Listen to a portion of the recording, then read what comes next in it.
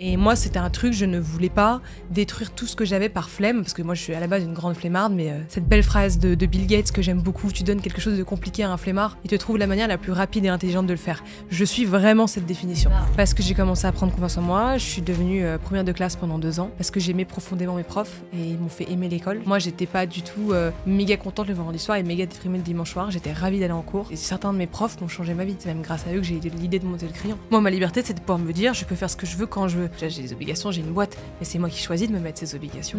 C'est moi qui choisis le matin d'aller au travail, c'est moi qui choisis de travailler sur tel sujet, c'est moi qui choisis avec qui je travaille. Donc en fait, pour moi, c'est ça ma liberté aujourd'hui.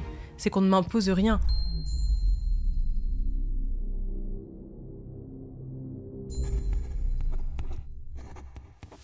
Hello Sixtine. Comment ça va? Ça fait tellement longtemps qu'on se croise. Ouais. On se croise, et un jour c'est « Allez, tu veux venir ?» Je dis « Avec plaisir !»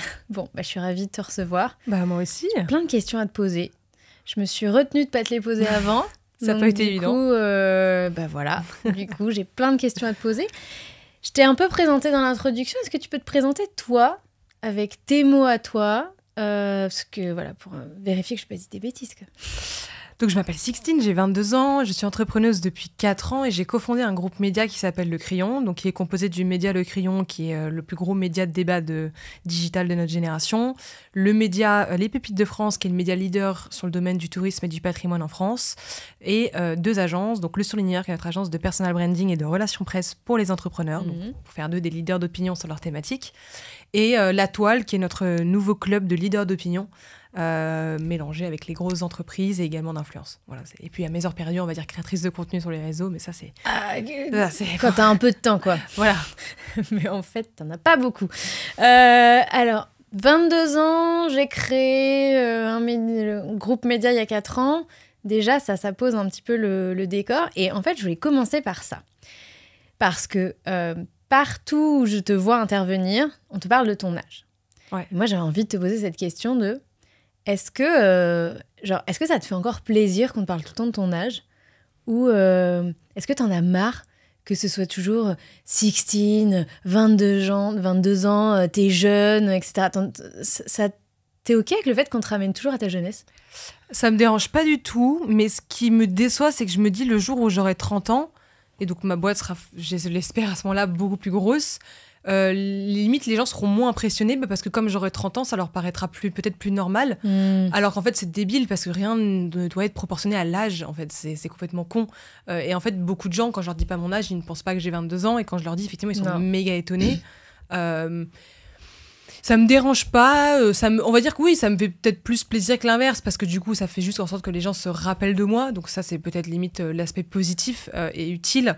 Mais bon, non, ce que je trouve juste dommage, voilà, c'est que tu me mettrais à côté d'une entrepreneuse qui serait moins connue que moi, plus âgée que moi, mais avec une boîte 10 fois plus grosse que moi, je suis sûre qu'elle marquerait beaucoup moins les gens. Et ça, je trouve ça complètement débile, parce que c'est pas l'âge ou la notoriété qui est le plus important. Au bout d'un moment, c'est ce que tu construis. Ouais, mais moi, je fais partie de ces gens qui raisonnent comme ça, tu vois. J'en suis pleinement consciente, j'essaye de travailler là-dessus, mais moi, je vais bientôt fêter mes 37 ans. Et en fait, tu vois, j'ai ce truc de punaise, mais il y a tellement de gens plus jeunes que moi, et j'en ai reçu certains à ce micro, tu vois, il y a tellement de gens plus jeunes que moi qui sont beaucoup plus avancés dans leur business, oui, mais dans leur rêve, en fait. Genre, juste, ils sont plus proches de réaliser leurs rêves que moi, je ne le suis. Et ça, et on en revient toujours à mais qu'est-ce que j'ai foutu tout ce temps-là, et au fait que, effectivement, j'ai 35 ans, j'ai 37 ans. Et toi, tu te dis peut-être à l'inverse, mais ok, moi j'ai 22 ans, mais moi aussi j'ai des rêves, et t'as peut-être aussi l'impression que ça va pas assez vite. Alors non, moi à l'inverse, j'ai l'impression que ça va très vite, et non, ça j'ai bien conscience que je suis un petit peu plus précoce que la majorité des gens de mon âge, et même un peu plus âgés, donc ça limite non. Non, après par contre faut pas se comparer, c'est-à-dire que le prisme de réalité que tu as, c'est parce que tu reçois que des personnes qui font des beaux projets, etc. Ouais. Si tu te comparais à de la majorité des autres gens, tu serais pas du tout en retard. Donc en fait, c'est juste sur quel prisme de réalité tu as, et même dans 100 ans, même si dans 100 ans, mettons, tu vivais encore et que tu avais monté le projet le plus incroyable du monde, tu te comparerais encore à des gens qui pourraient être encore plus incroyables que toi. Donc en fait, toute ta vie, t'es mieux et moins bien en fonction de ton propre prisme de réalité. Mais toi, comment tu gères la comparaison sociale, par exemple? C'est un truc auquel tu es sensible? Pas beaucoup. Alors dans quel sens la comparaison sociale? Ça peut être sur beaucoup d'aspects. Dis-moi, sous quels aspects tu vas te comparer socialement à des gens? Alors, est-ce que c'est d'autres entrepreneurs qui ont réussi plus vite, plus que toi, ou qui font des choses que tu aimerais faire? Ou est-ce que c'est... je sais pas. Alors, en vrai, pour être vraiment honnête, je me compare très peu. Je me comparais beaucoup plus jeune, hein, quand j'étais au lycée ou au collège. Mais aujourd'hui, je me compare pas du tout. En fait, même, je regarde très peu ce que les gens du même écosystème que moi font. Et tu pourrais me dire c'est une connerie, mais en fait j'ai pas le temps de le regarder, et ça sert à rien de le regarder parce que je préfère avancer, tracer ma route, que de passer mon temps à me comparer et à avoir peur de ce que les gens pourraient développer autour de moi ou non. En fait, chacun fait son bout de chemin, et tu t'en fous ça là-dessus. Non, franchement, je me compare pas du tout. Pourtant, une grosse partie de ton business repose sur le fait de rencontrer des gens, ouais, de faire des mises en relation, Alors, si vous avez passé... on sort d'un événement toutes les deux, et pour avoir passé 10-15 minutes à côté de toi, le nombre de gens qui viennent te saluer, ou que tu vas saluer, ou que tu connais, c'est assez impressionnant. C'est une qualité extraordinaire chez toi. Mais voilà, du coup, il y a quand même ce truc de... T'es forte pour créer du lien social, des connexions. Et je me suis dit, du coup, regardez ce que font les gens. Tu les suis pas, les gens que tu rencontres dans la vraie vie. Peut-être qu'en fait, toi, t'es bonne sur le moment, t'adores rencontrer les gens. Puis après, tu vois, t'es peut-être pas bonne pour les relations à distance. Non, mais alors, en fait, je suis les gens avec lesquels soit je suis proche, soit j'ai une attache émotionnelle, soit que j'admire profondément.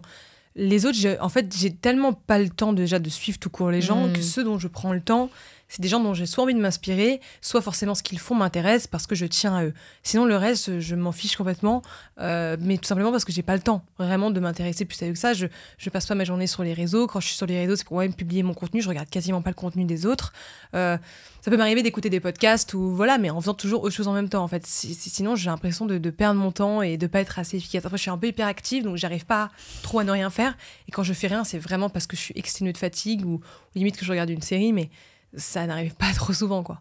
Quel est l'aspect de ta personnalité aujourd'hui qui a le plus évolué Allez, ta vie n'a pas commencé il y a 4 ans, mais entre la lycéenne qui finit ses études et qui démarre l'entrepreneuriat, et 4 ans après, tu vois, c'est quoi l'aspect de ta personnalité qui a le plus changé?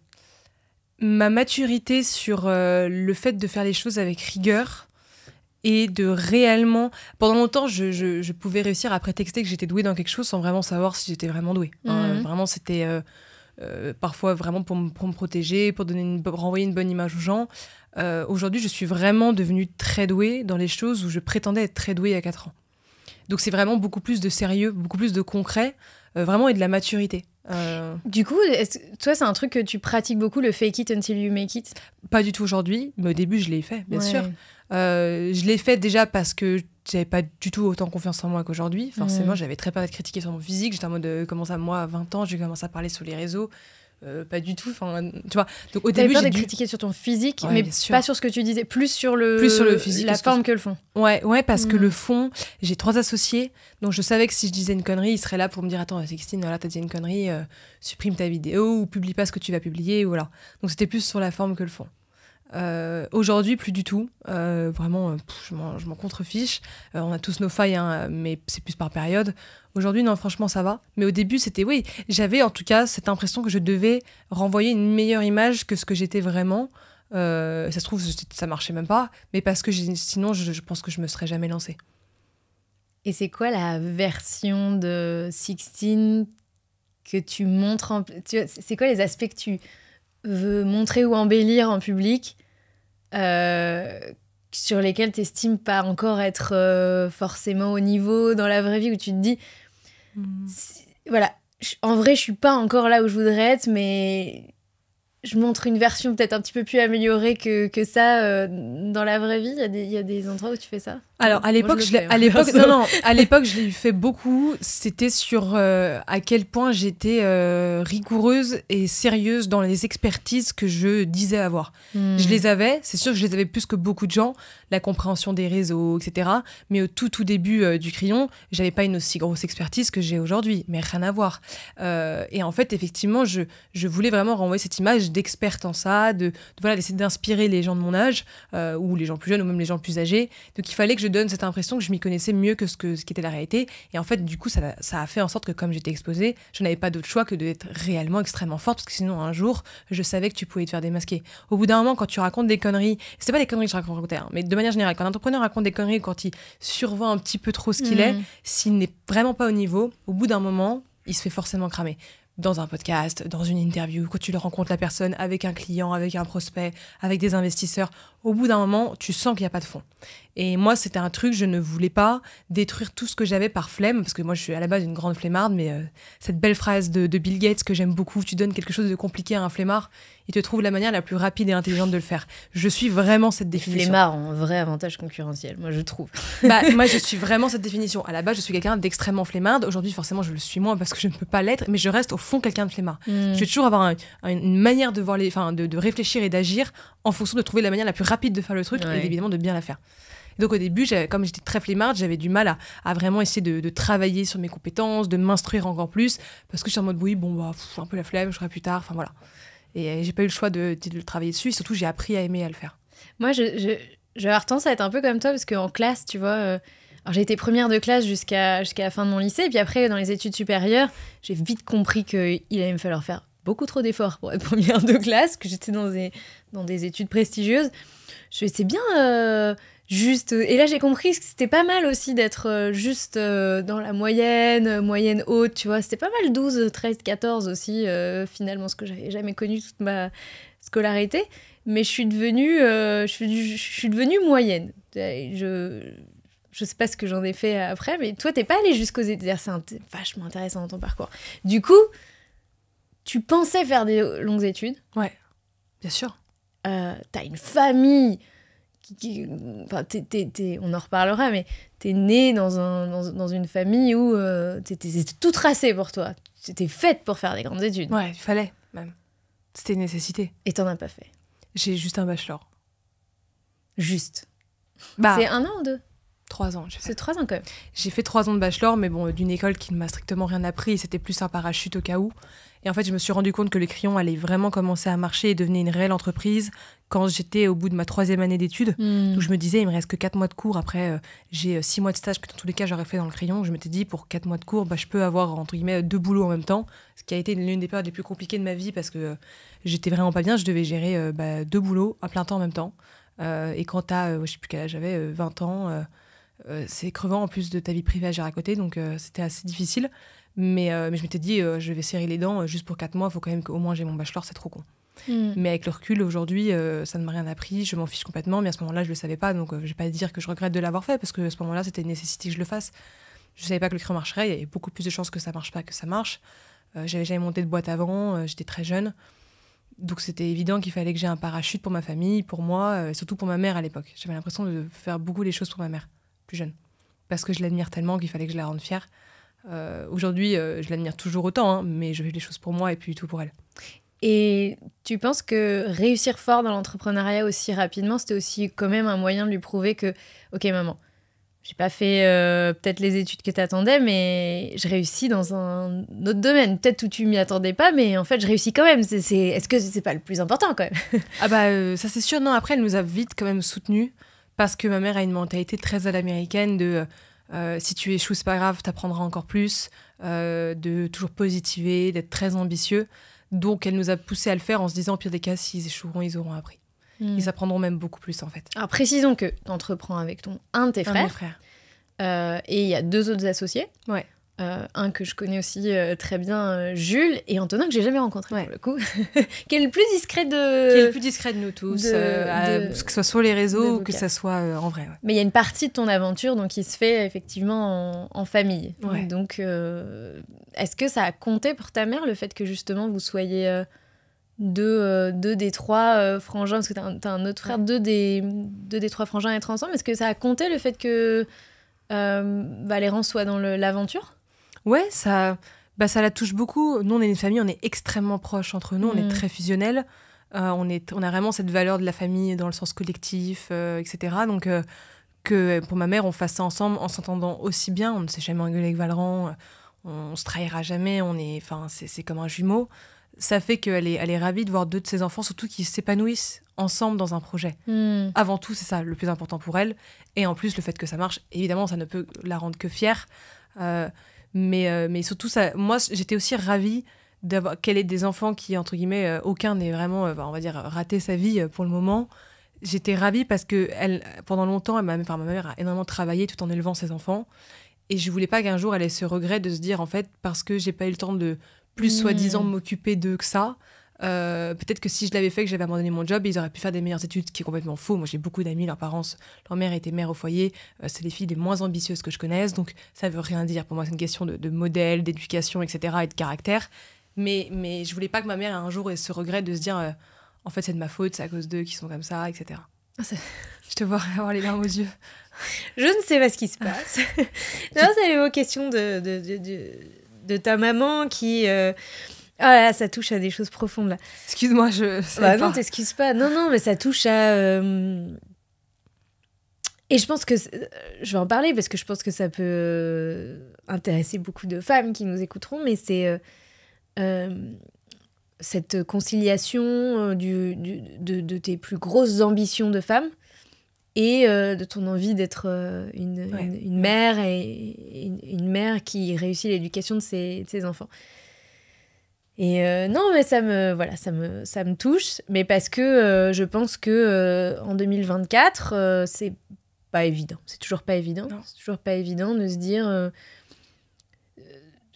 voilà, il y a toujours cette idée que c'est l'un ou l'autre. Et que si je sacrifie pas ma carrière, je vais en partie sacrifier mes enfants. Et si je sacrifie pas mes enfants, je vais sacrifier mes ambitions. Ouais. Donc voilà, ça m'a touchée pour ça. Évidemment, c'est des questions qui me touchent, même si moi, Lucas, il est suffisamment petit, il va avoir 1 an, il est trop petit pour que je sois vraiment au cœur de la problématique. Mais je pense que la question se pose quand même. Et puis, je suis pas encore suffisamment proche de mes vraies grandes ambitions pour que la question se pose. Oui, mais il faut que tu te dises que mais je remercie le ciel d'avoir eu une mère... qui a autant travaillé et qui, parfois, elle n'était pas là le soir et je dînais pas avec elle. Je rentrais des cours, elle n'était pas là. C'était une nounou qui s'occupait de moi avec mes frères. Mais ça m'a jamais manqué, ça m'a jamais traumatisée.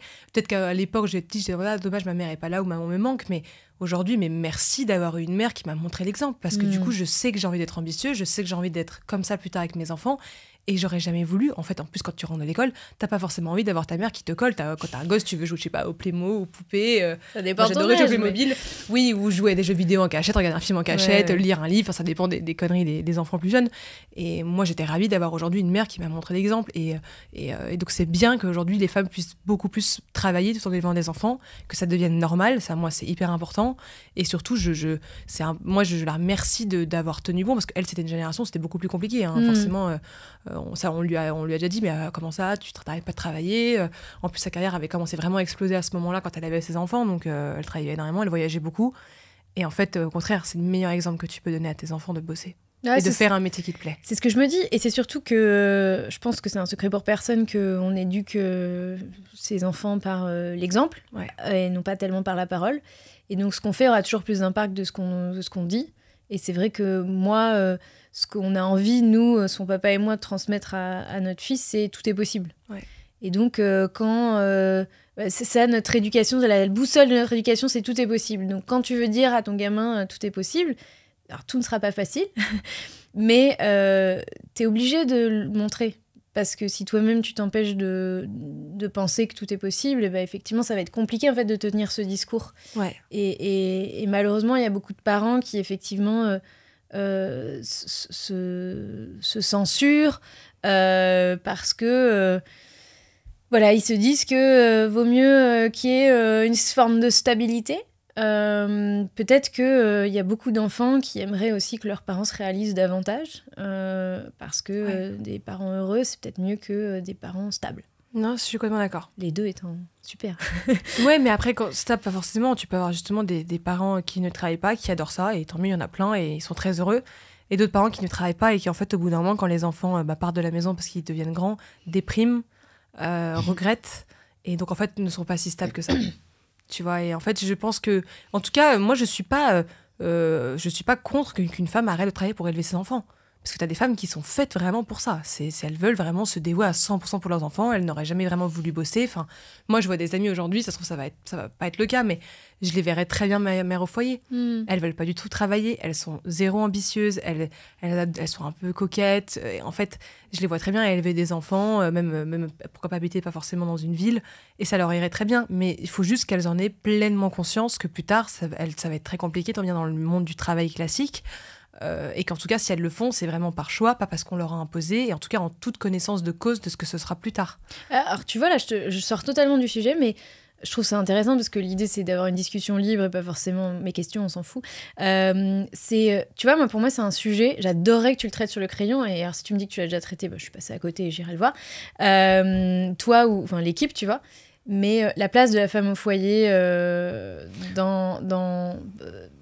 la place de la femme au foyer dans la société, mais cette idée de choix ou pas choix, en fait. Parce qu'il y a aussi, à un moment donné, quand tu as un certain nombre d'enfants, est-ce que c'est complètement choisi ou des fois c'est subi ? Et surtout, l'impréparation totale.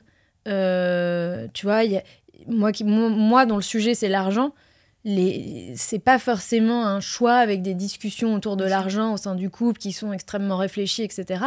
Et là, on enregistre le 7 mars, la veille de la journée de la femme, avec malheureusement des conséquences où, avec des femmes qui décident d'être femmes au foyer, on a aussi on augmente sa dépendance à son conjoint parce qu'on n'a pas matériellement pas la possibilité de partir. Ouais. Et ça, c'est hyper compliqué. Ça l'était déjà il y a 40 ans. Et dans le monde dans lequel on vit, alors il y a 40 ans, il y avait moins de divorces, il y en a plus aujourd'hui. Et c'est ultra compliqué. Je lance une perche, tu vois, s'il y a des invités que tu as envie de recevoir sur le sujet, mais... Non, c'est vrai, t'as raison. Surtout, le plus important, c'est ça. C'est pas le côté d'être mère au foyer, de s'occuper de ses enfants. Si c'est vraiment un truc qui peut te plaire et te correspondre, tant mieux. C'est le côté de, en revanche, si un jour, juste, t'as envie de te séparer de ton mari parce que ça va plus, ou parce que tu t'es tombée amoureuse de quelqu'un d'autre, ou parce que lui, à l'inverse, t'a trompé ou allé voir quelqu'un d'autre, ou parce que, et parfois, malheureusement, ça peut arriver que tes maris soient violents. Enfin, tu peux beaucoup moins. Enfin, tu peux pas vraiment partir parce que du coup, dans ce cas-là, tu vas où ? Tu fais comment ? T'as des enfants ? Qu'est-ce que tu... En fait, c'est ingérable. Et puis du coup, comme c'est lui qui, toutes ces années, aura ramené l'argent au foyer, aura même ce pouvoir hiérarchique inconsciemment sur toi, de celui qui décide. Donc en fait, c'est voilà, moi je trouve que, après, encore une fois, ça dépend des profils. Je pense que tout le monde n'est pas fait, toutes les femmes à 100% ne sont pas faites pour travailler, comme toutes les femmes ne sont pas faites pour rester mère au foyer. Et inversement, même pour les hommes, t'as des hommes qui peuvent très bien aussi ne pas vouloir travailler. Enfin, là-dessus, moi je suis hyper libérale là-dessus. Je pense que ça dépend vraiment des profils. Moi, ce que je veux juste pas, c'est le regret que les femmes ou les hommes auraient plus tard en se disant mais merde, je me suis arrêtée de travailler alors que j'aurais pas dû, et inversement. Et c'est juste le seul truc. Bon. Mais c'est un sujet effectivement intéressant. Ouais. Mais... Non, mais merci d'avoir évoqué le sujet parce que vraiment, en tout cas, un de mes messages, et je me rends compte qu'il est de plus en plus fort chez moi, c'est vraiment de dire à toutes les femmes osez. Et voilà, un autre sujet. Et ne vous sentez pas coupable. Nous, on est très porteuses, les femmes, de culpabilité parentale vis-à-vis de nos enfants, beaucoup plus que les hommes. Et donc, sur ce sujet-là de l'équilibre pro-parent, en est un. Donc, voilà, merci de m'avoir mis les larmes aux yeux. Désolée. Sans transition, tu as parlé d'un autre sujet tout à l'heure. Et j'avais préparé quelques questions là-dessus. Tu disais que... moi, j'ai l'impression de mon prisme qu'il y a pas mal de jeunes créateurs qui, du coup, aussi profitent d'un élan, d'un truc qui marche, parce que le crayon en tant que groupe, ça marche de ouf, et vous bossez énormément tous. Et la conséquence de ça, c'est que des fois, on se crame. Ouais. C'est quoi ton expérience vis-à-vis de ça ? Est-ce que... t'es allé jusqu'à te cramer ? Est-ce que tu fais attention de ne pas te cramer ? Est-ce que des fois, t'as peur pour ta santé mentale ? Non, alors ça, j'ai jamais eu peur de me cramer parce que l'avantage quand tu travailles dans ta propre boîte, c'est que si un jour je ne veux pas travailler de la journée, je ne travaille pas de la journée. Si un jour je veux me lever à 10h, je me lève à 10h. Ah, mais ça, c'est la théorie. Mais non, je le fais vraiment. Toi, tu le fais ? Ouais, je le fais vraiment. Parce que pas souvent, mais je le fais vraiment. Le nombre de gens qui commencent à entreprendre en se disant l'entrepreneuriat, c'est la liberté. C'est une forme de liberté. Mais s'octroyer la liberté au sein de la liberté, finalement, c'est pas si simple que ça. C'est vrai, mais aujourd'hui, on est les premières années, j'aurais pas forcément pu le faire, effectivement, parce que t'as juste pas le choix de bosser. Aujourd'hui, l'objectif, nous, c'est qu'on essaie de construire une boîte, et c'est vraiment le cas sur beaucoup de pôles de la boîte aujourd'hui où les fondateurs, si on disparaît, la boîte continue d'exister, de grossir et de tourner. Parce qu'on a 3 bras droits, 3 femmes vraiment merveilleuses qui elles-mêmes managent toute l'équipe, qui certaines sont là depuis longtemps, d'autres un peu plus récentes, mais qui sont vraiment brillantes et qui se sont vraiment méga investies dans le projet, comme si c'était le leur, et ça fait très plaisir. Et donc ça me permet, moi, de en fait, beaucoup plus facilement scale. Et aujourd'hui, moi, je sais très bien, je suis quelqu'un, j'ai besoin de beaucoup dormir. En tout cas, d'être en forme physiquement et mentalement, parce que je suis quelqu'un de très émotive à la base. Si je ne dors pas assez, je n'ai pas les idées claires, je suis trop impliquée émotionnellement dans les décisions, je travaille moins bien. Donc, je préfère parfois dormir un peu plus quand je sais que j'ai terminé tard un événement la veille ou un dîner pro ou perso. C'est quand même plus souvent pro, mais bon, ça peut arriver que ce soit perso. Le lendemain, me lever un peu plus tard en sachant que je vais être du coup plus en forme et du coup, en fait, beaucoup plus productive. Moi, je ne veux pas m'imposer un nombre d'horaires par jour. En fait, si ça se trouve, je peux travailler beaucoup moins bien que si ça se trouve, c'est un travail que j'aurais pu faire en 3 heures au lieu de 8 si je m'impose le truc. Et c'est justement l'erreur, je pense, dans le salariat, c'est d'imposer des horaires. Et ça, tu fais pas juste le penser, tu le fais vraiment. Ah, je le fais vraiment. Parce que récemment, j'ai fait un événement où je discutais avec pas mal d'infopreneurs et on se rendait compte que tous, tu sais, le behind the scene, on est tous exténués, on est fatigués. Et en fait, cette liberté... Pourtant, on a tous des business qui marchent, tu vois. Donc, on n'est plus au stade où, effectivement, t'es aussi en train de courir pour que ça marche, quoi. Donc, ça marche déjà. Et on n'arrive plus à s'arrêter. En fait, on a tellement couru pour arriver au niveau où ça marche... Tu veux pas que ça... Qu'on n'arrive plus à s'arrêter. C'est pour des raisons qui sont toutes différentes. Et c'est pour ça que je me dis, OK... Et pourquoi certains en parlent publiquement, d'autres non. Après, c'est pour ça que je me dis, t'arrives vraiment à le faire. Ah, j'arrive vraiment à le faire, mais aussi parce que j'ai des associés. Donc, en fait, je sais pas si c'est conscient ou inconscient, mais je sais que la baraque va pas s'écrouler, quoi. Tu vois, enfin, ils sont là au cas où. Et surtout, c'est pas parce que je me lève 1 heure ou 2 heures plus tard que d'habitude que ça va s'écrouler, quoi. Et en fait, souvent aussi, c'est parce que j'ai terminé tard la veille, que j'ai des grosses journées, et qu'en fait, surtout, je délivre quand même énormément sur le terrain derrière. Franchement, alors moi, personne ne peut pas me dire que je ne travaille pas, vu le concret qui en sort, qu'en fait, déjà, de toute façon, je fais ce que je veux de manière générale, enfin, dans ma boîte, mais surtout, personne ne remarquerait si à un moment, je travaille pas une demi-journée haute, parce que derrière, ça suit. En fait, ça suit. Et justement, parce que j'ai ce fonctionnement-là, moi, je me connais, donc je sais que j'ai besoin de repos, de sport. Parfois, ça m'arrive de faire mon sport en plein milieu de la journée, en plein milieu de la matinée ou en plein milieu de l'après-midi. Tu fais quoi comme sport ? Je vais à la muscu, donc tu vois, c'est rien de fou, mais parce que j'ai d'autres sports qui me passionnent beaucoup plus, mais moi, je peux pas avoir un truc imposé d'horaire. Parce ça, c'est intéressant. Le sport, la muscu, c'est pour le plaisir ou c'est pour l'énergie que tu le fais ? Pour la vérité, c'est pour garder mon physique, pour pas prendre trop de poids et vraiment toi, tu rester fais beaucoup d'événements, tu fais beaucoup de représentation. Et moi, j'ai un gros problème de poids plus jeune, donc en fait, j'ai ce syndrome de pas me voir de la même manière que les gens me voient. Beaucoup moins aujourd'hui. J'ai vraiment pris beaucoup plus confiance en moi là-dessus, mais je sais que c'est un truc psychologique qui restera gravé peut-être toute ma vie là-dessus. Et donc il y a ça, et puis le fait que surtout je suis beaucoup plus en forme, et c'est une discipline. La majorité du temps, j'ai vraiment pas du tout envie d'aller faire de la muscu, quoi. Tu vois, c'est pas un plaisir, quoi. Par contre, la sensation après, quand tu sors, mentalement et physiquement, tu te sens bien. Et ça me drive, c'est une discipline. Je m'impose ça, ce qui fait qu'après, n'importe quelle tâche méga relou que je dois faire dans ma vie pro ou perso est quand même toujours beaucoup moins difficile que la charge mentale que je me suis impliquée pour aller faire de la muscu quand il fait froid, il pleut, t'as pas envie de t'écrever, tu vois. Ouais, j'ai commencé une routine il y a un peu plus d'1 semaine. Maintenant, je vais courir. Je vais pas courir du tout. Je vais marcher tous les matins, 30 minutes au réveil. C'est bien ça. Et ma coach m'a dit, Delphine, on fait pas ça pour le plaisir. Alors, si ça te fait plaisir, c'est cool, mais on fait ça parce que t'as besoin d'énergie et de vitalité. Et en fait, ça m'a aidée de me dire, ok, Delphine, tu fais pas ça pour y trouver du plaisir, parce que sinon, en fait, j'aurais arrêté tout de suite. Mais l'objectif, c'était de retrouver l'énergie, et ça marche super bien. Donc, c'est vrai que ça m'aide, ça m'aide à tenir la routine jusqu'à présent. Et avant, j'aurais jamais imaginé faire ça. Vraiment, ce truc de dire, ok, tu le fais pas forcément pour le plaisir, mais tu le fais pour un autre objectif, ça m'a vachement aidée, moi. Bien sûr, c'est important. Le sport, c'est hyper bénéfique, de toute façon. Hein. C'est hyper important. C'est comme l'alimentation, c'est comme le sommeil. En plus, quand t'as l'aligné 3, c'est encore mieux.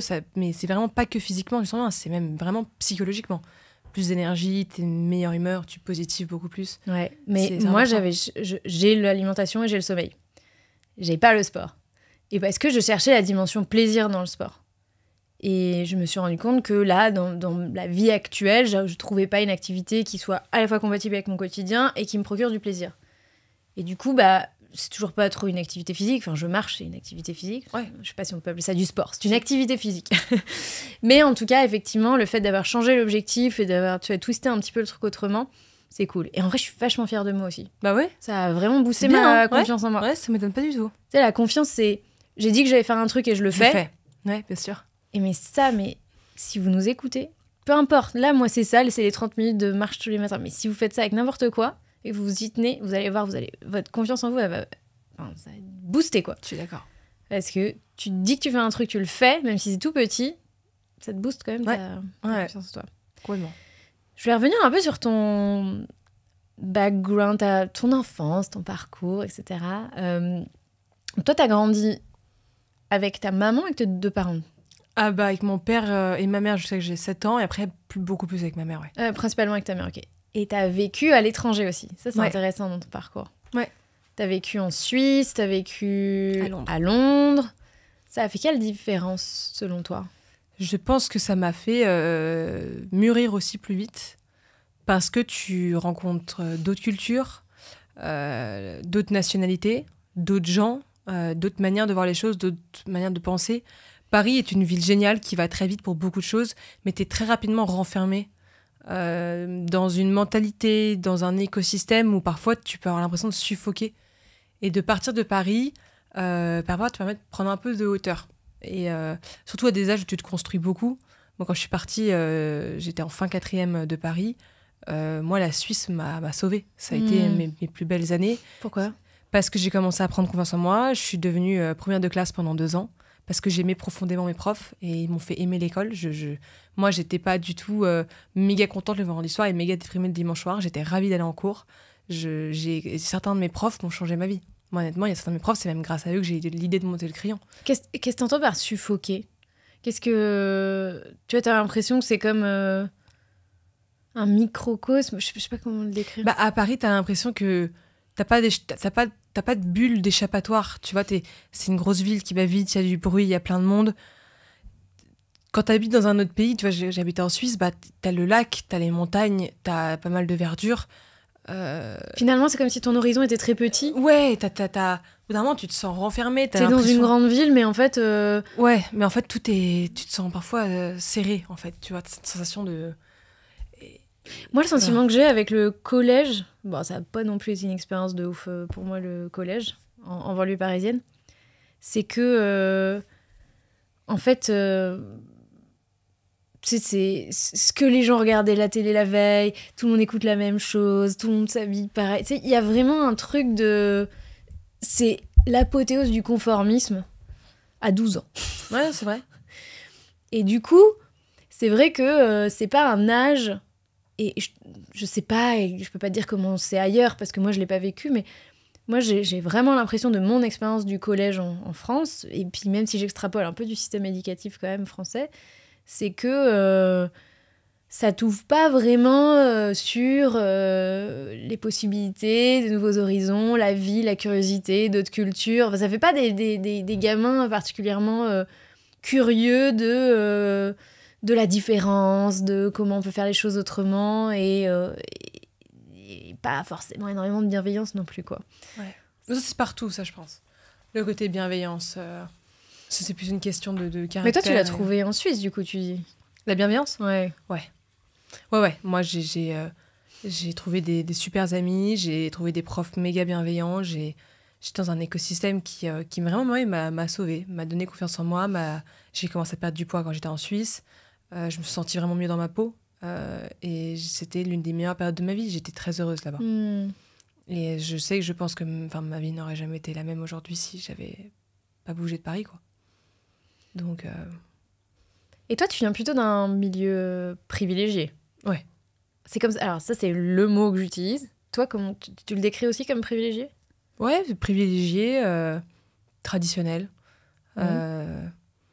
Ouais, c'est ça. Ouais. Et je m'en cache pas du tout, hein. Au contraire, moi, je m'en cache pas parce que j'ai eu cette chance de ne jamais avoir eu besoin de travailler pour avoir à manger dans le frigo à la fin du mois quand j'étais petite. parce que du coup mes parents pouvaient totalement me l'offrir. Donc justement, je m'en cache pas parce que j'ai fait de cette chance-là l'opportunité de pouvoir développer vraiment un beau projet et de vraiment travailler. Donc c'est pour ça que je m'en cache pas. Moi j'ai beaucoup d'amis qui ont eu beaucoup de chance, qui sont nés dans des très très bons milieux et qui justement se sont renfermés dans la flemmardise et n'ont rien fait de leur vie parce qu'ils ne se rendent pas compte de la chance qu'ils ont. Et moi justement, je m'en suis bien rendu compte et c'est pour ça que j'ai toujours voulu prendre cette chance comme une occasion de me battre. Et de développer un beau projet. Et je me suis demandé si tu te sentais des fois le besoin de te justifier justement de ça. C'est un peu en mode, oui, mais je vais aller jusqu'à dire, elle est née avec une cuillère en argent, tu vois. C'est quelque chose que tu ressens. Tu ressens le besoin de dire, j'ai mérité ma place ? Non, parce que non, ça honnêtement ça va. Ça m'est arrivé très peu qu'on me le dise. Parfois peut-être 1 ou 2 petits commentaires LinkedIn, mais très rarement. Et en fait, généralement, de toute façon, moi, les critiques de gens que je ne connais pas, je sais que c'est des gens qui sont frustrés et très jaloux. Et en fait, juste qui ne sont pas heureux dans leur vie. C'est pour ça qu'ils font ça.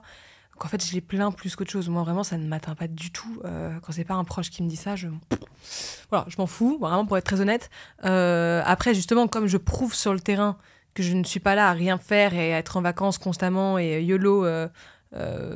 super, voilà, tu vois, ça me permet justement de pas forcément avoir besoin de m'en cacher. Je le montre pas spécifiquement, je m'en cache pas non plus, je vais pas dénigrer qui je suis, je vais pas commencer à m'excuser d'avoir eu la chance d'avoir eu des parents qui ont travaillé très dur toute leur vie et qui ont bien réussi. Enfin, tu vois, ça deviendrait lunaire, tu vois, mais je vais pas pour autant exposer ça non plus. Mais du coup, j'entends que tu as quand même une forte relation à la dimension travail, tu vois, à la valeur travail de... se dire oui, je suis née je suis bien née avec des parents qui avaient mérité ce qu'ils ont construit, ce qu'ils ont gagné. Et est-ce qu'il y a ce sentiment de moi aussi j'ai envie de le mériter, ou t'es un peu passé au-dessus quand même? Non, ça je suis passée au-dessus. C'est juste, je sais que très peu de gens me le disent, très peu de gens me le disent ou me le font remarquer parce que je suis pas là à rien faire toute la journée, quoi. Et que beaucoup de gens savent très bien qu'au début, on était complètement bootstrap.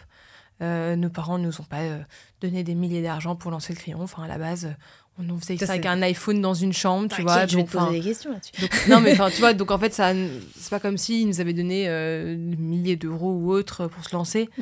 Donc en fait, les gens, enfin, en tout cas, la majorité des gens qui nous suivent de près le savent très bien. On a levé des fonds là que récemment pour faire la croissance externe. Avant, non. Donc en fait, personne ne peut dire ouais, ils ont réussi parce que non. Non. Vous n'avez pas choisi la voie de la facilité parce que créer un média, c'est pas simple. Aujourd'hui, vous avez trouvé un modèle de rentabilité du média en y adossant du coup, parce qu'au début, il y avait que la partie média, puis vous y avez adossé des activités qui étaient totalement cohérentes avec ce que vous faisiez. Et puis vos talents personnels aussi pour mettre les gens en relation et trouver des synergies. Mais du coup, vous n'avez quand même pas choisi la voie de la facilité. Non, pas du tout. Mais en même temps, quand on s'est lancé, on ne pensait même pas que ça marcherait comme ça. Quand est-ce que vous avez commencé à gagner de l'argent ? Quand on a commencé à lancer les projets d'agence. Mais en fait, à la base, on appelait ça le crayon. Hein. On n'avait pas mis d'autres noms et d'autres branding dessus. Juste, on faisait des prestats à l'époque de publicité en vidéo. On savait faire des vidéos, on savait à peu près bien les monter. Donc on faisait ça, mais à des sommes vraiment pas chères. Et le résultat était pas mal, mais c'était pas dingue. Et après, vous faisiez des publicités pour des petites startups ou des trucs comme ça. Et après, en fait, on a tellement appris de choses qu'on s'est dit qu'il faut vraiment qu'on en fasse des vrais services en fait, de boîte. Et puis c'est comme ça qu'on a commencé à pouvoir gagner de l'argent en fait, par les agences. Rendre un média rentable au début, c'est impossible. Même d'ailleurs, moi je connais beaucoup de gros médias. La majorité des gros médias aujourd'hui ne sont pas rentables. Donc en fait, nous on avait vite compris qu'il fallait qu'on développe des agences pour rendre le média rentable. Le média en soi, il génère de... Vous avez un modèle publicitaire sur le média ou du coup Bien sûr. Pas du tout? Si, okay. Complètement. Et même parfois on fait du brand content, du sponsoring, on s'affilie avec des marques ou autres. Mais en fait, on justement, parce qu'on est une boîte rentable et qu'on n'a pas besoin obligatoirement de trouver parfois des partenariats obligatoires avec le crayon, nous permet de, si c'est pas du tout aligné avec la ligne édito, de ne pas faire le partenariat en question. On préfère protéger et sauvegarder notre ligne édito et l'image de marque du crayon que de vouloir gagner de l'argent dessus. Qui a envie de de passer de sponsoriser le crayon? C'est des marques qui ont envie de toucher les jeunes, Ouais. un peu dans tous les domaines, ou il y a des trucs spécifiques? Oui, ou d'appuyer un sujet. Ça peut être, on avait fait un partenariat avec le ministère de la Justice à un moment sur les centres de tige, tu vois, donc on avait co-créé un format avec eux, c'était longtemps, c'était genre quasiment 2 ans. Ça doit être des bons payeurs, le ministère de... Oui et non, Désolée, je suis un me terrain rends un peu pas compte. glissant. Non, mais Moi, je me dis toujours que travailler avec une administration, ça doit être un enfer. Non, en vrai, franchement, c'était très bien passé. Par contre, le sujet est génial. Ouais, franchement, c'était très bien passé. Non, franchement, ils avaient été top. Non, franchement, j'en garde un bon souvenir, moi. Donc là-dessus, non. Oui, de manière générale, t'as beaucoup d'institutions françaises. Évidemment, c'est pas évident en interne chez eux, mais non, eux, franchement, il y avait eu rien à dire là-dessus. Non, ils avaient été top. Après, ça peut être des boîtes du style, des NordVPN ou des Netflix. Ou en fait, ça dépend du sujet, ça dépend du format. Mais oui, si tu veux toucher les jeunes, effectivement, faut que ça marche. Mais ça nous arrive beaucoup de refuser de partenariats.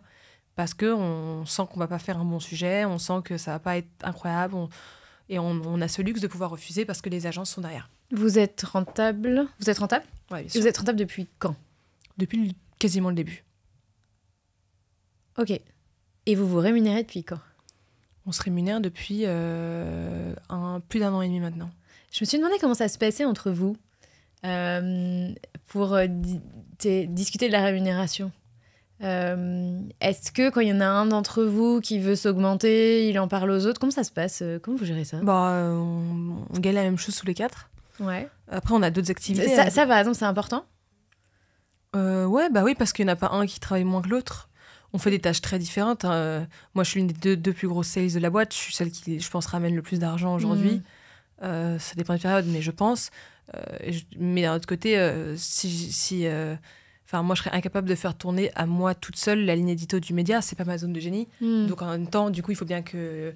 Donc, il n'y a pas de raison qu'il y ait un associé qui se paye plus que l'autre. Nous, on est très collectif là-dessus. On n'est pas du tout... on est hyper égalitaire. On est vraiment dans le soutien les uns des autres. On n'est pas l'un contre l'autre, on est ensemble. Donc, si un jour c'est un tabou, on en parlera. Mais aujourd'hui, pas du tout. Mais après, nous on gagne aussi parfois certains de nos revenus viennent de prestations externes à titre personnel de fondateur. Que ça soit dans des affiliations avec des entreprises, sur les réseaux sociaux, parce que du coup, on a quand même pas mal d'abonnés, principalement moi sur Instagram et TikTok. Et donc forcément, quand j'ai là, tout confondu, je dois avoir plus de 300 000 abonnés, même bien plus. Du coup, aujourd'hui, ça va vite, quoi. J'imagine qu'on te demande de faire des conférences ou des trucs comme ça, et là, c'est toi-même, c'est moi-même tu factures pour toi. Ah, bien sûr, c'est moi-même qui prend. Et pareil pour les garçons, donc voilà. Et les PE, ça peut être mettre en avant la BPI, la Banque Postale, d'autres Pôle Emploi, tu vois, France Travail, comme ça peut être des Notion, en fait, en fonction de la cible que tu touches, quoi. Et pareil, là, soit je refuse, soit j'accepte, et souvent ça va, c'est plutôt des bonnes entreprises qui me plaisent, dont moi-même je suis convaincue du fonctionnement ou de l'utilité, donc j'accepte de les partager, mais quand c'est des trucs que je connais pas ou je suis pas sûre, je le fais pas, quoi. C'était un objectif pour toi de bien gagner ta vie? Ouais, bien sûr. Évidemment. Au bout d'un moment, on a beau dire ce qu'on veut, à la fin du mois, la seule chose qui te fait bouffer, c'est l'argent. Tu vois, au bout d'un moment, si je reviens vraiment aux besoins primaires pour être très cash, donc oui, évidemment que j'avais envie de bien gagner ma vie, mais surtout, j'avais envie de bien gagner ma vie pour avoir la liberté de pouvoir travailler dans un domaine qui me plaît, travailler avec surtout qui je veux, et parfois pouvoir faire ce que je veux, en fait. Et donc, c'était vraiment pour le côté liberté, ce qui était important pour moi. Émancipation, même le mot, ouais. Émancipation, liberté. Pour toi, même encore aujourd'hui, argent égale liberté? Ouais. C'est intéressant parce que je pense que ma position elle a vachement évolué là-dessus. C'était comme ça au début. Et après, j'ai eu un moment où je me suis dit liberté, waouh, et tout ce que j'ai créé. Ça dépend ce qu'on appelle liberté. Je pense que la définition de liberté est très propre à chacun. Moi, ma liberté, c'est de pouvoir me dire je peux faire ce que je veux quand je veux. Ça ne veut pas dire que je le fais. J'ai des obligations, j'ai une boîte, mais c'est moi qui choisis de me mettre ces obligations. C'est moi qui choisis le matin d'aller au travail, c'est moi qui choisis de travailler sur tel sujet, c'est moi qui choisis avec qui je travaille. Donc en fait, pour moi, c'est ça ma liberté aujourd'hui. C'est qu'on ne m'impose rien. Donc, parfois, moi, je m'impose des contraintes professionnelles ou personnelles parce qu'il le faut. Mais c'est toujours moi qui m'impose les choses, on ne m'impose rien. Et c'était la chose la plus importante pour moi, c'était d'être très indépendante là-dessus. Pourquoi c'était important? Parce que on vient dans... Moi, j'ai grandi avec une mère qui s'est battue pour être très indépendante, qui ça a été très difficile, qui a vécu un divorce difficile, parce qu'elle tenait vraiment à cette indépendance et à pouvoir élever ses enfants tout en ayant le métier qu'elle voulait. Donc j'étais élevée avec cette culture de il faut se battre, Ah ouais. faut être ambitieux et il faut pouvoir compter que sur soi. Parce que la vie peut être merveilleuse, mais elle peut être dure aussi. Tu peux perdre des proches, tu peux un jour être atteint d'une maladie, tu peux un jour avoir ton mari qui te quitte ou toi vouloir quitter ton mari. Et en fait, si tu n'es pas toi-même complètement indépendante et en tout cas émancipée de besoins financiers ou autres, tu te retrouves bloquée. Et là, ta vie devient beaucoup, beaucoup moins drôle.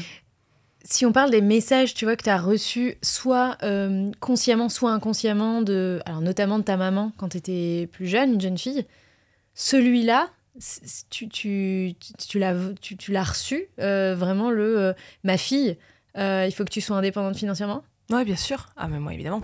Tous mes parents sont séparés, ils ont divorcé, et ma mère, si elle n'avait pas été indépendante financièrement, je sais pas ce qui se serait pas, je sais pas comment ça aurait été. Je sais pas, en fait. J'en ai aucune idée, j'avais même pas envie de l'imaginer.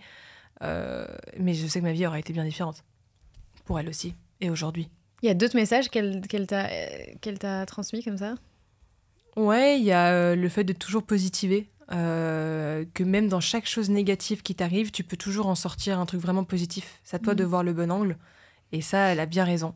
Et ce qui m'a permis de me remettre de beaucoup de choses et d'aller plus vite. Et que c'est les erreurs qui te font apprendre le plus de choses. Et ça, elle avait bien raison aussi. Non, ma mère a été un vrai modèle. Elle a vécu beaucoup de choses très difficiles, hein, de décès très proches, de décès de proches très très jeunes.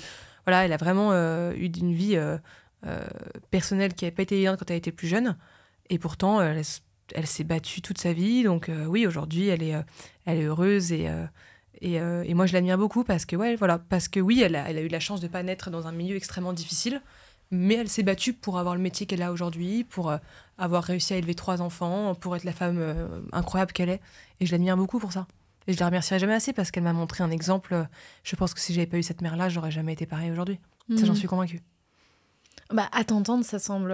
Ouais. Bon, on est une famille très proche, hein, ouais, comme tu as pu le comprendre. Je le sens, ça transparaît. Je ressens beaucoup d'émotions dans ce que tu dis, mais moi, ça me... ce message-là, il est peut-être pas assez véhiculé en société, mais il est important sois indépendante, ma fille. On sort d'un déjeuner, l'invité d'honneur, c'était Julie Gaillet, et la seule phrase que j'ai notée, c'était Mesdames, il faudrait que je ressorte la phrase exacte, d'ailleurs, je l'ai. Mesdames, l'indépendance économique sera la clé de votre libération. Parce que effectivement, tu fais pas...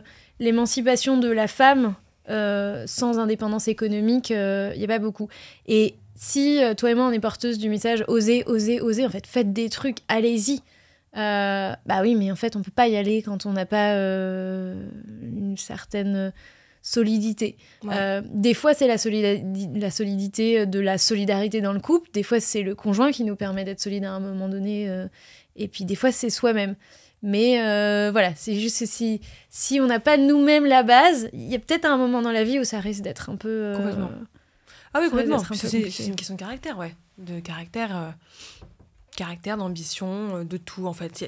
Toi, les gens qui disent « Ouais, non, mais c'est parce que j'ai pas eu la bonne éducation », ou les gens qui disent « Ouais, non, mais c'est pas mon caractère d'être comme ça ». En fait, c'est un mélange de tout, en fait, je pense. Mais en tout cas, je suis sûre que les modèles de l'éducation de nos parents est un truc qui agit le plus sur le développement psychologique de comment tu vois les choses quand tu grandis et de ce que tu veux être, de ce que tu veux faire, des rêves. Et est-ce que c'était important pour toi de reproduire au moins le même niveau de confort matériel, tu vois, le même niveau de vie que tu as pu connaître? J'imagine que le fait de partir en vacances, des types de destinations, les endroits dans lesquels vous alliez. Alors, ceci dit, c'est pas parce qu'on a beaucoup d'argent qu'on va forcément dans des beaux endroits, mais est-ce qu'il y a des aspects de ta vie d'enfant, tu t'es dit, moi, je veux au moins connaître ça, si ce n'est plus. C'était important pour toi? Oui, important. Et surtout, moi, je me rappelle, quand j'étais petite, je me disais, si j'ai ne serait-ce que la moitié de la réussite professionnelle de ma mère, je serais déjà très heureuse. Alors, sans même qu'à l'époque, je comprenais même pas la moitié de ce qu'elle faisait. Elle fait quoi d'ailleurs? Ma mère, elle est directrice juridique internationale d'une boîte tech américaine. Elle a fait beaucoup de droits. Elle a tout fait. Elle a droit. Droit dans la tech. Elle a tout fait. Là, elle est directrice juridique, mais elle a été avocate, elle a été juge. Ma mère, elle a un peu tout fait là-dessus. Mais c'est vachement battu aussi pour l'accès des femmes. C'est vraiment de ces convictions qu'il y ait de plus en plus de femmes qui fassent ces métiers-là. Mais ça, je trouvais ça assez génial. Mais ouais, donc en fait, forcément, t'as forcément envie que tes enfants et ta famille aient une vie encore meilleure que celle que t'as eue. Et ça, n'importe quel milieu social, n'importe quel type de richesse, n'importe quel type d'environnement, tu veux forcément un truc meilleur pour tes enfants. Et donc moi, forcément, j'espérais juste, en tout cas, avoir une vie où ils sont pas...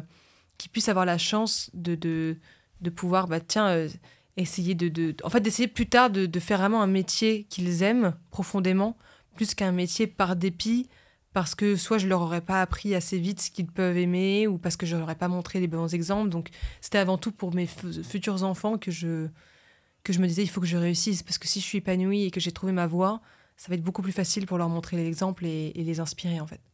T'as été élevée comme tes frères ? Ouais, je pense. Après, quand j'ai commencé à être ado, un peu moins, parce que forcément je faisais des trucs de filles avec ma mère qu'elle faisait pas avec eux, et inversement elle faisait des trucs avec eux qu'elle faisait pas avec moi, mais ouais, j'ai été élevée par avec eux. Moi, j'étais un garçon manqué, petite. J'ai joué au Playmobil jusqu'à très tard. J'avais pas de poupées, j'avais pas de Barbie. Ou alors mes poupées, je les traumatisais. J'étais un garçon manqué, j'avais des épées, j'adorais un arc et des flèches. J'allais embêter mes frères, je les traumatisais. Et après, ça s'est inversé. Je suis devenue une femme très tard. Je suis devenue féminine très tard. Parce que je savais pas comment bien m'habiller, je savais pas du tout me mettre en avant. Je m'aimais pas, j'étais pas à l'aise. Et je l'ai appris tard. Mais c'est bien, parce que ça m'a forgé. De toute façon, quand les gens sont méchants avec toi quand t'es plus jeune alors que t'as rien fait, juste parce que t'es pas comme tout le monde, ou que t'es moins beau que les gens, ou que, je sais pas, juste les gens t'acceptent pas trop, en fait, ça te marque pour toute ta vie, mais ça t'apprend beaucoup. Et moi, ça m'a appris beaucoup de choses. Moi, j'ai détesté le collège, j'ai pas du tout aimé l'école primaire. Il y a que le lycée que j'ai aimé. Et toi, t'as transcendé tout ça ? Ouais.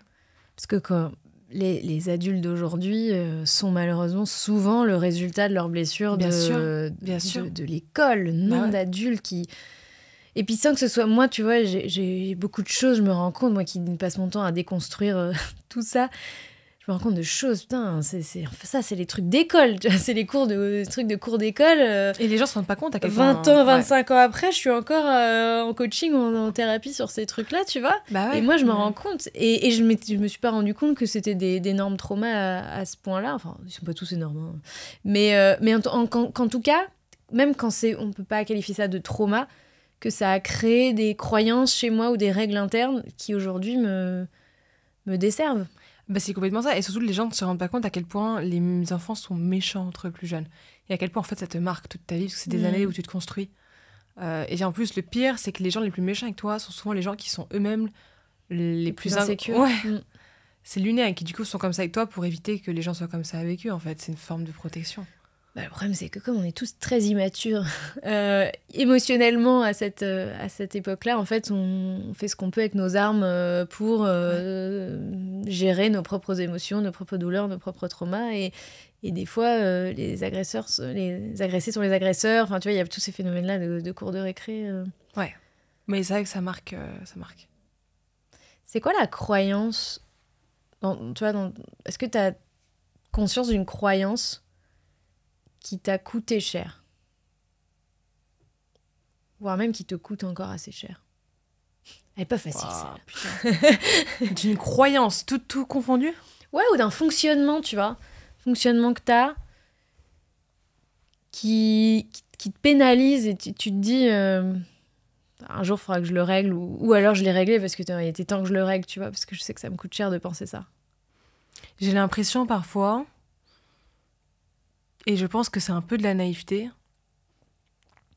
que je peux me permettre de faire des petites bêtises, mais pas du tout le côté illégal, mais moi, à titre perso, comme si j'étais un enfant qui avait besoin de faire des petites bêtises pour ressentir des émotions, et que je me ferais jamais choper comme quand j'étais petite, et que, je sais pas, tu vois, tu t'espionnes tes parents, ou que t'embêtes tes frères, ou que je sais pas, tu piques un truc à tes frères. Ce truc de je vais jamais me faire choper. Et en fait, parfois, je l'ai encore aujourd'hui parfois cette inconscience de jeunesse, de naïveté, de je vais jamais me faire... que si je faisais une bêtise, je me ferais jamais choper, que tu as le côté interdit qui est attirant. Ouais. Je le fais pas vraiment d'ailleurs, mais parfois ça peut m'arriver de vouloir absolument faire ça et en étant persuadée que je vais jamais me faire choper alors que si. Et c'est Valran parfois qui me dit tu te rends pas compte qu'en fait un jour tu pourrais te faire choper si tu faisais une petite bêtise. Et c'est parce que parfois je lui raconte ça, je lui dis mais en fait j'ai toujours été trop sage, j'ai toujours été une enfant trop sage. J'ai jamais fait de grosses bêtises, j'ai jamais eu un gros problème plus jeune, j'ai jamais... T'as pas fait de crise d'ado, quoi. Bah, en fait, j'ai jamais fait de crise d'ado. Oh parce là là. que je voulais préserver ma mère. Prenez garde, papa et maman, Non, ça va arriver. Non, mais parce qu'en fait, j'ai voulu préserver ma mère de ne pas... Elle était en plein divorce et tout. Et je voulais pas lui imposer... Je voulais lui épargner un enfant ingérable. Plus de merde. Ouais. Je voulais pas qu'elle ait ça. Donc, je me suis dit, je vais essayer de tout faire pour être l'enfant parfait, pour pas qu'elle ait ça à gérer. Et donc, je suis devenue forte en classe pour elle. Je suis devenue première de classe pour elle. Ça m'est arrivé de tricher pour être première de classe pour la rendre fière. J'étais l'élève parfaite, je faisais pas de conneries, j'étais hyper sage. Donc, parfois, ça m'arrive de me dire, putain, j'ai quand même toujours été l'enfant parfaite. Faudrait que je fasse une connerie. Mais en fait, je le ferai pas. Tu vois, je m'en fous. Mais tu vois, ce petit côté un peu parfois d'enfant de me dire, tiens, si je faisais une petite bêtise, personne ne le remarquerait. En fait, mais bon. Mais c'est intéressant parce que du coup, ces petites bêtises dont tu parles, on sait pas c'est quoi, mais... non, mais en fait, il n'y en a même pas spécifiquement. Faudrait que mais tu vois, on se dit... moi, je me dis, en fait, c'est ta manière de... Tu vois, d'entacher un petit peu cette image de fille sage, de gentille fille, etc. T'as conscience que la fille sage, à un moment donné, il faut qu'elle dégage ou pas? Ou tu l'aimes, la fille sage? Non, je l'aime beaucoup, mais je ne suis pas qu'une fille sage, en fait. Tu vois, on n'est pas tous parfaits, on a tous nos défauts, et je suis plutôt quelqu'un de calme, qui fait pas de bêtises, qui boit très peu, j'ai jamais pris de drogue dure de ma vie, enfin, toi, je suis vraiment pas la fille à problème. Tu fumes pas? Bon, un peu la cigarette électronique, tu vois, mais bon, je suis pas du tout la fille à problème, et je l'ai jamais vraiment été. Ça m'est arrivé de faire des petites bêtises, mais c'est jamais volontaire. Donc parfois j'ai ce petit truc de me dire merde quand même, c'est dommage, j'ai jamais fait de crise d'ado, est-ce que je vais pas la faire un jour? Non, je pense pas. Mais en fait j'aimerais bien éviter de faire une crise de la quarantaine. J'ai le temps encore, mais bon je sais pas. Non, c'est limite ce serait le seul truc de me dire que parfois j'ai l'impression qu'il peut rien m'arriver si je faisais une bêtise, parce que comme j'en fais pas, j'ai l'impression que je vais jamais me faire punir si j'en fais une, tu vois. C'est vraiment si je voulais vraiment trouver une réponse à ta question. Il y en a un de vous quatre qui... Là, je change totalement de sujet. C'est un de vous quatre qui gère plus l'argent?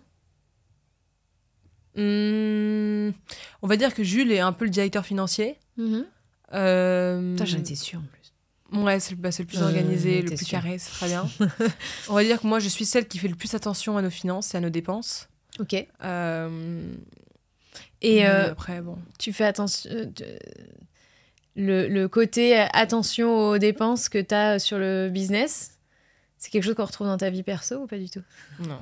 J'en étais sûre. Je sais pas pourquoi, j'en étais sûre. T'es comment dans la vie perso? Je suis plutôt un peu dépensière, j'avoue. Mais dépensière pour moi. Et pas dépensière d'un truc débile. Je vais pas dépenser une table en boîte. Pas du tout, je vais quasiment pas en boîte. Mais si je veux me faire un resto sympa, je me fais un resto sympa. Si j'ai pas envie parce qu'il est très tard de prendre le métro, que je pourrais prendre un taxi pour ma sécurité, je prends le taxi. Si d'un coup je rentre dans une boutique et qu'il y a un super petit haut de vêtements, je vais me l'offrir. Donc en fait, je ne mets pas de restrictions à ce niveau-là, parce que justement, je me suis toujours dit, j'ai envie de me battre pour ne jamais pouvoir me mettre de restrictions sur ma sécurité ou ma santé personnelle ou mon bien-être. Toi, si je veux aller me faire les ongles parce que j'ai pas le choix aussi d'avoir des belles mains parce que j'ai un métier de représentation publique, c'est débile, hein, je vais le faire. Donc voilà, c'était ça. Donc du coup, forcément, je suis beaucoup plus dépensière à titre perso qu'à titre pro. Ça, évidemment. Mais parce qu'en même temps, c'est ton argent directement, même si l'argent de ma boîte, c'est mon argent, mais en même temps, mon petit perso, personne ne me dit ce que je veux. Ça, c'est intéressant. Tu vois, moi qui suis solopreneur, je fais passer un maximum de frais sur ma boîte. Mais j'imagine que toi, comme vous êtes 4 associés, il y a ces débats de bon, alors, qu'est-ce qu'on a le droit de faire et qu'est-ce qu'on a le droit de pas faire? Vous avez ce genre de discussion? Alors, ou vous êtes quasiment pas. là-dessus? Quasiment pas. On est assez souple parce qu'en fait, on dépense très peu avec la boîte. Parce qu'on a quand même toujours cette culture de... On n'est pas du tout radin avec la boîte, c'est juste qu'on préfère on préfère dépenser l'argent dans un vrai investissement. Du matériel, un Tu vois, typiquement, t'as pris un Uber pour venir du déjeuner où on était, qui était un déjeuner business, à ici, au studio, pour le business. Tu l'as pris en perso ou tu l'as pris en perso? Ouais, tu vois, j'en étais sûre que tu allais me dire ça. Ah ouais, ok. C'est complètement différent, tu vois. Quand t'es solo, tu fais ce que tu veux. Et typiquement, ça, c'est un trajet que moi, j'aurais passé en pro. Et donc, à titre perso, voilà, tu t'accordes beaucoup plus de choses et t'es beaucoup plus regardante sur la manière dont la boîte dépense l'argent. Et t'as quel niveau de sensibilité à l'épargne, j'ai envie de dire? Tu vois, est-ce que t'épargnes un peu, t'épargnes pas beaucoup? C'est quoi ta philosophie? Un peu, mais... oui, non, mais je gagne plus d'argent que je n'en dépense tous les mois, hein, qu'on soit d'accord. Hein. Donc ça, c'est sûr. Et j'aimerais beaucoup investir dans l'immobilier plus tard. Donc effectivement, voilà, j'essaie de pas non plus dépenser débilement cher. Et je dépense pas non plus débilement cher tous les mois. Hein. Faut pas non plus penser ça. Mais je veux juste aujourd'hui avoir ce plaisir de me dire, je suis totalement indépendante financièrement. C'est pas le cas depuis des années. Hein. J'ai 22 ans, donc au bout d'un moment, c'est sûr que ça n'est pas le cas depuis des années. Tu te rémunères depuis 1 an et demi, tu dis. Ouais, on va dire vraiment... Ah, peut-être tu facturais en perso aussi avant sur des prestations. On va dire, je gagne vraiment... Enfin, je suis vraiment tranquille financièrement depuis 1 an, à plus dépendre de ma mère, on va dire. Et ben, ça fait plaisir, quoi. Enfin, du coup, j'ai ce petit truc de me dire, tiens, je suis indépendante financièrement, donc... bah tiens, je vais m'acheter un truc. Au début, j'étais très comme ça, très vouloir me faire un plaisir pour réaliser que c'était bien mon argent. Après, j'essaie de mettre un peu de côté, mais aujourd'hui, je suis encore dans ce truc de me dire, tiens... je vais au cinéma, bah, j'y vais. Je veux inviter mon copain au resto, je l'invite. Je veux offrir un verre à une amie, je le fais. J'étais ravie au début, et je le fais toujours aujourd'hui, mais de partager ça avec des gens que j'aimais, en les invitant. Est-ce que tu as quand même ce sentiment de... je gagne de l'argent. Oui, le groupe peut s'effondrer du jour au lendemain, mais concrètement, je suis arrivée à un niveau où j'ai suffisamment confiance en la solidité de ce qu'on a fait pour me dire ça va durer. Et puis en plus, tu vois, il y a une partie de tes revenus qui repose sur la communauté que tu as créée. Il y a peu de chances qu'elle disparaisse du jour au lendemain. Donc est-ce qu'il y a quand même ce truc où, comme je sais que je vais continuer à générer des revenus et qu'a priori ça va augmenter, j'ai le temps de me préoccuper de ce que je vais faire de mon argent et là j'ai juste envie de kiffer. Il y a un peu de ça ou pas? Ouais, complètement. Enfin, j'ai pas peur que ma boîte s'effondre du jour au lendemain. Ah, c'est et en fait, ça. aujourd'hui, j'ai tellement maintenant confiance en nos capacités que si elle s'écroulait, je serais pas stressée sur mon avenir parce que je sais qu'on serait capable de remonter un autre beau projet, ou en tout cas, j'arriverais à me débrouiller à titre perso parce que les années les plus difficiles, elles sont derrière moi. Ouais. J'ai appris beaucoup de choses, j'ai beaucoup développé mon réseau, j'ai beaucoup travaillé sur ça. Les gens ont bien conscience maintenant de mes capacités, donc je serais pas stressée sur mon avenir personnel. Je sais que ça va pas... Ça, je suis pas stressée. Sauf que moi, j'ai envie de participer à un projet qui me dépasse, une vraie aventure qui apporte une mini-pierre à l'édifice de la société, un vrai projet pour, entre guillemets, pour le bien commun, tu vois. Et donc c'est pour ça que je tiens autant à mon projet. Si je voulais vraiment faire que de l'argent, je te lancerais des formations comme beaucoup font. Je pense réussir assez bien à le faire parce que je ferai sur une industrie, je ferai sur les réseaux sociaux, en tout cas un secteur que je connais vraiment bien et mieux que la majorité des gens. Balancer ça, une belle formation pour que ça marche, je saurais bien le faire parce que j'ai plein d'amis qui le font et qui me conseilleraient. J'arriverais en tout cas à faire en sorte de gagner de l'argent autrement. Ouais. Mais ma vie n'aurait pas de sens. En fait, c'est bien de gagner de l'argent, c'est hyper important. Mais si tu fais pas dans un projet qui te passionne, ou en tout cas, tu es heureux de te lever le matin avec des gens que t'aimes autour de toi, avec qui tu travailles, mais je pense que t'es vraiment pas autant heureux, quoi. Et donc, moi, c'est surtout, avant tout, le fait de faire un projet avec des gens que j'aime. Il y a mon frère, j'ai des associés géniaux, j'ai une équipe géniale, un projet qui est incroyable, j'ai des clients qui sont géniaux. Moi, c'est ça le plus important. Et oui, l'argent, évidemment, est important. Mais c'est ça aussi, autant que l'argent, en fait, aujourd'hui. Autant. En fait, ta plus grande sécurité, c'est pas tant l'argent que tu rentres tous les mois, mais c'est la communauté que tu as créée, le réseau, tu vois, les connaissances que tu as qui fait que à demain, le crayon s'arrête et en fait, des opportunités, t'en as énormément en fait. Ouais, mais parce que je me suis battue avant pour ça. Ah oui. Bien sûr. Et qu'on a prouvé sur le terrain ce qu'on était capable de faire. C'est pour ça. Mais c'est pour ça que c'est important d'avoir des années difficiles au début et de beaucoup travailler et de parfois avoir l'impression que ça va rien donner parce que ça t'apprend beaucoup de choses et après, t'arriveras toujours à rebondir en fait. Au bout de combien de temps t'as su que ça allait marcher? T'avais plus de doute sur le fait que, ok, c'est bon, on a un truc là, on tient un truc. Début de ma 3e année de taf. Donc ça faisait déjà genre 2 ans que vous étiez sur le crayon. Ouais, c'était il y a 2 ans et demi. Moi, tu vois, je me suis rendue... Ça fait plus de 4 ans. Et je pense que au bout de 6 mois, je savais déjà qu'il y avait un truc, en fait. Au bout de 6 mois, je savais déjà qu'il y avait un truc. Et je suis toujours pas à mes objectifs financiers, mais j'ai un peu plus... Je me rapproche tellement, et en fait, je suis vachement plus relax avec ça, parce que je commence seulement à intégrer... Tu sais, je le sais, je sais que c'est pas un sprint, mais que c'est un marathon. Mais je le vis pas comme ça. Je le vis comme un sprint. Je sais que c'est un marathon, mais je le vis comme un sprint. Et je commence à un peu plus le vivre comme un marathon, tu vois. Prendre le temps, savourer, etc. Mais je l'ai su assez tôt, en fait. Je l'ai su assez tôt que c'est un projet qui allait marcher. Qu'est-ce que tu fais de ton... Est-ce que tu investis ?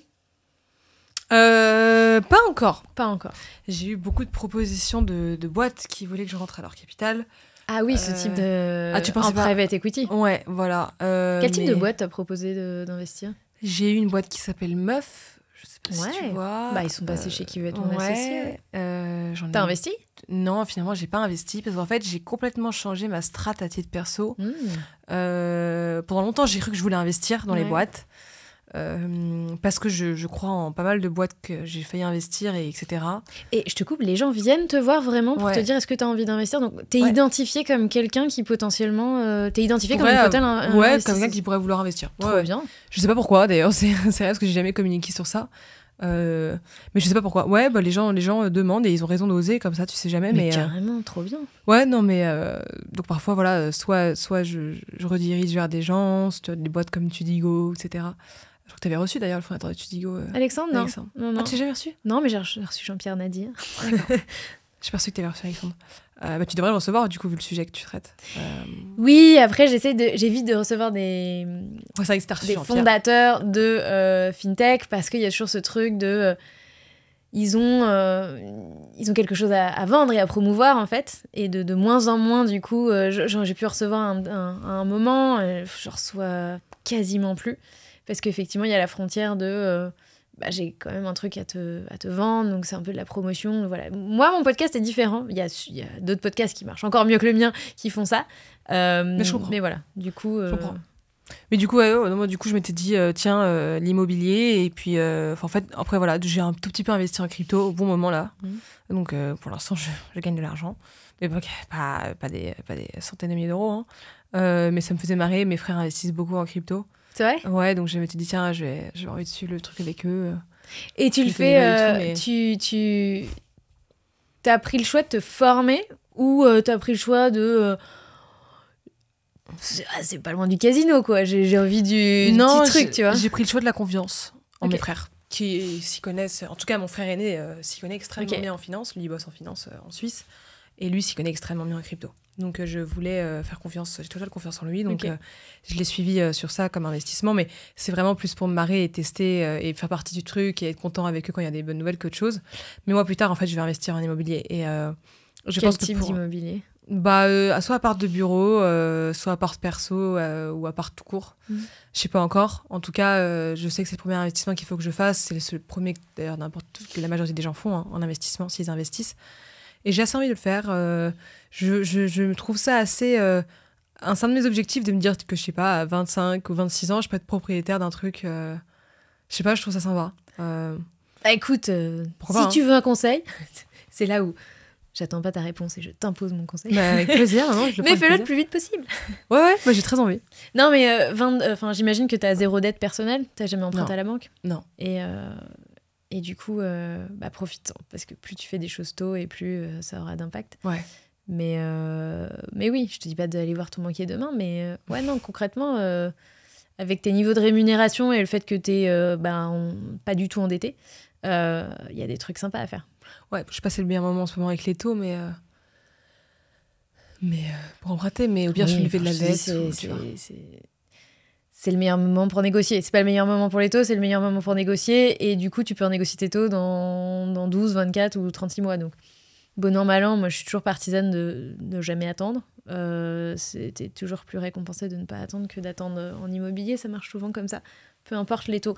Mais sous réserve, effectivement, d'avoir la possibilité aussi de négocier. Parce que si tu te prends les taux super hauts et que en fait, tu achètes aussi super haut, c'est vrai que T'as pas fait l'affaire du siècle, quoi. C'est clair. Pas évident. Un dernier sujet que j'avais envie d'évoquer avec toi, c'est... T'es en couple. Comment ça se passe? Qui gagne le plus? La question d'entrée de jeu. C'est moi qui gagne le plus. Okay. Elle a failli botter en touche. J'ai eu la réponse. J'essaie de pas botter en touche. Ça veut rien dire, mais... C'est un sujet apaisé, l'argent dans le couple. Qui dépense quoi, qui dépense pour etc. Ça n'a jamais... ça fait longtemps que vous êtes ensemble. Et vous étiez ensemble avant que tu... Ah ouais, lui, il a suivi... mais lui, il a suivi toute mon évolution professionnelle, ouais. Donc il fut un temps où c'est lui qui gagnait plus, j'imagine. Bien sûr. Et pendant la majorité du temps, il gagnait plus, du coup. Et c'est fou parce que il me rappelle une telle admiration professionnelle pour lui. Parce que quand on s'est mis ensemble, je passais à peine mon bac. J'étais complètement perdue. Et je l'admirais énormément parce qu'il est un peu plus âgé que moi. Donc il était déjà dans le monde du travail. Il n'est pas entrepreneur, mais il est très brillant. Il a fait des très belles études. Il a un super job dans l'univers du salariat. Donc, il adore ce qu'il fait. Il est très, très doué. Et donc, je l'admirais énormément parce que moi, j'étais comme une petite fille perdue qui le regardait avec des yeux comme ça. Et en fait, il m'a beaucoup soutenue. Et je pense que sans lui, je ne sais pas si j'aurais réussi à aussi bien développer ma boîte parce que j'avais un vrai pilier émotionnel qui me confortait dans mes idées, qui était là pour m'écouter, qui a été un vrai pilier. Et ça, je pense que je le remercierai jamais assez parce que je sais pas si j'aurais été la même personne aujourd'hui sans lui. Et du coup, tu vois, quand lui gagnait sa vie et que toi, tu gagnais pas, genre par exemple, ça a été facile d'évoquer les questions de comment est-ce qu'on part en vacances, qui paye quoi. Et aujourd'hui, maintenant que les choses se sont inversées, mais vous gagnez tous les deux votre vie, les types de discussions que vous avez ont changé? Non. Peut-être qu'à l'époque, il pouvait se dire qu'il devait payer un tout petit peu plus, tu vois, les vacances. Mais en fait, on n'avait pas fait tant que ça seuls tous les deux. Donc, en fait, en tout cas, dans des hôtels ou autres. Donc, en fait, j'ai pas 15 000 exemples en tête. Nous, on aime bien partir avec des potes ou même avec nos familles. Donc là, les questions se posent différemment. Non, ça, franchement, l'argent n'a jamais été un tabou avec lui. Moi, c'est un homme qui est qui est pas du tout radin et qui est très bienveillant. Moi, je suis extrêmement généreuse. Moi, si je peux profiter avec les gens que j'aime, ça me dérange pas de payer. Donc, du coup, il n'y a jamais eu des problèmes là-dessus. Et puis, si un jour il y en a, de toute façon, tu en discutes, tu vois. Moi, je communique beaucoup, donc j'ai pas trop de stress sur ça. Non, franchement, l'argent, je veux pas que ça devienne un tabou. C'est un tabou déjà dans notre pays de manière générale. Je veux pas que ça soit dans mon couple, trop bizarre, tu vois. Ouais. J'aurais pas envie. Mais du coup, je te vois pas comme le type de nana et c'est pas un reproche parce que moi je le suis. Donc, mais tu fais pas des comptes d'apothicaire en fait. Tu t'en fous de savoir si on faisait les comptes, peut-être qu'à la fin, il y a un mois où il a plus payé, il y a un mois où tu as plus payé, mais en fait ça ne t'intéresse pas. Je fais pas les comptes. Ouais. Et ça, je suis comme ça aussi avec mes frères par exemple. Ma mère, ça. Enfin, ma mère encore heureux. Mais avec mes frères, on ne l'est pas non plus. C'est-à-dire que... Et même, j'imagine que quand tu étais plus jeune et que, je sais pas, tu payais un verre à un pote parce qu'il avait pas de thunes, etc., tu demandais jamais à ce qu'on te rembourse. Voilà. Sûr que non. Alors que moi, c'était un enfer. J'étais là en mode, il va pas rembourser. Et moi, je demandais pas. En fait, ça me faisait plaisir de lui faire plaisir. Puis parfois, j'avais des amies, je savais qu'elles avaient vraiment pas de moyens financiers. Et donc, j'allais pas, tu vois, leur demander 5 balles, quoi. Enfin, j'étais en mode de... non. Je sais pas, moi, j'ai toujours... j'étais élevée dans avec vraiment cette culture de la générosité. Mes parents m'ont bien élevée là-dedans et mes frères sont pareils aussi. Mes frères sont très, très généreux. Donc, en fait, l'argent, ça peut créer tellement de problèmes entre les gens que j'ai jamais voulu que ça en crée un, moi, avec les gens que j'aime. Me lance pas sur la générosité parce qu'en ce moment... non, mais parce qu'en fait, je me rends compte que ma générosité, elle s'exprime autrement que sur le sujet de l'argent. Ouais, bien sûr. Mais pendant longtemps, je me suis vu comme quelqu'un d'égoïste parce que, en fait, voilà, dans mon histoire personnelle, effectivement, j'étais plutôt celle qui avait des oursins et donc, voilà, pour plein de raisons, on m'a mis cette étiquette-là et je suis en train de me rendre compte que moi, en fait, je suis radin et généreuse. Tu vois, je suis radine et généreuse, je suis égoïste et généreuse, je suis les deux. Mais c'est sûr, ça s'exprime sur des terrains qui qui sont différents. Donc, mais du coup, à niveau de revenus équivalents quand on était jeunes, moi j'avais des amis comme ça, mais j'ai mis vachement de temps à comprendre qu'en fait, c'est pas qu'ils étaient irrespectueux envers moi, c'est que juste comme eux, ils étaient capables de payer pour les autres sans jamais rien demander, ils étaient aussi capables qu'on leur paye des trucs sans jamais rembourser. Et moi, j'avais une vision qui était tellement différente, mais j'ai mis tellement d'années à comprendre que nos incompréhensions venaient juste du fait qu'on n'avait pas la même vision de la même Bien relation et que c'était pas de l'irrespect, c'est pas un manque de respect ou quoi que ce soit, mais voilà, c'est juste que à l'inverse, s'ils me prêtaient de l'argent, ils attendaient pas du tout que je leur rende, quoi, ce qui n'était pas du tout une évidence pour moi. Ouais, je peux comprendre. Non, je peux comprendre aussi. Il y a pas de. Chacun est aussi comme ça en fonction de sa manière d'être, des gens qui sont en face, des exemples que tu as eus. Donc ça, non, moi j'ai aucun jugement. Enfin, tu sais, moi je suis hyper libérale, donc je juge vraiment pas les gens. Autant que les gens sont heureux, ils me font pas chier. Je les emmerde pas non plus, quoi. Ce sera presque le mot de la fin. Ouais. Je vais te poser quelques questions. J'ai instauré cette rubrique et je la trouve assez chouette. Tu réponds, je te donne 2 choix et puis tu réponds. C'est vrai, t'aimes bien ça? Non, mais j'aime bien, ça gamifie un peu les sujets. C'est là que tu me sors des trucs hyper compliqués. compliqués. Il y a des questions où t'as déjà répondu, mais j'ai quand même. Fille sage ou rebelle? Rebelle. Ah, tu m'as dit fille sage tout à l'heure. Ouais, mais là, je suis plus rebelle, en fait. Ah, elle a mis son mode. Ah, bien. Ok, cool, j'adore. J'ai bien fait de te la poser, du coup. Ouais. Travail ou chance? Travail. Oh, j'ai hésité, putain. L'un va pas sans l'autre. Mais travail. Le travail paiera toujours plus. C'est travail. Acquis ou inné? Les deux, ça dépend sur quoi. Mais je pense que t'es extrêmement bon sur des choses qui sont innées à la base. Donc je dirais peut-être inné. Fourmi ou cigale? Ça, j'ai un peu répondu. Bon, cigale. Quoi que t'as été capable de me répondre des choses différentes, mais bon. Kebab ou étoilé? Étoilé. Camping ou palace? Palace. Alors, do it yourself ou done for you? Do it yourself. Ah, quand même. Mon questionnaire s'arrête là. Ah, trop mal, j'étais à fond là. Ouais, je passe. Merci Sixtine. Merci à toi, écoute, j'ai adoré. Bon, écoute, alors, pour te retrouver, Insta d'abord. Ouais, LinkedIn ou Insta, ça dépend. LinkedIn, Insta, tu disais tout à l'heure que t'es un peu sur TikTok aussi. Ouais, non, mais TikTok, on s'en fout. On s'en fout de TikTok. On est d'accord, on s'en fout de TikTok. Enfin, moi, j'ai du mal avec TikTok, mais c'est un choix personnel. Mais non, mais de toute façon, je publie les mêmes vidéos sur TikTok que sur Insta, donc autant Insta. On va dire, pour la Sixtine plus pro-entrepreneuse, c'est LinkedIn. Pour la Sixtine plus quotidien et soft skills, c'est Insta. Ok. Si vous êtes curieux et que vous avez envie de découvrir ce que fait le groupe Le Crayon, alors déjà, il y a Le Crayon, le média. Donc, vous tapez Le Crayon partout, ils sont partout, de toute façon. Et ensuite, on a les différentes activités. Donc, il y a les pépites, qui est votre nouvelle activité que vous avez rachetée. Et puis sinon... Le surligneur, notre super agence.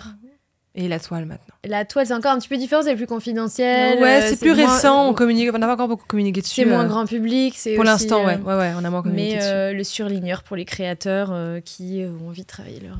Ouais, les entrepreneurs, ouais, ça. Exactement. Si t'as envie d'ajouter quelque chose, tu me le dis. Non, mais écoute, c'était vraiment, on a fait le tour de plein de sujets, j'ai adoré. Non, c'était top. Je sais même pas quelle heure il est, je sais même pas combien de temps ça a duré pour te dire, tu vois. T'inquiète pas, on n'a pas dépassé l'heure. Non, moi, ça me dérange pas, mais... Merci à toi, Sixtine. Merci à toi.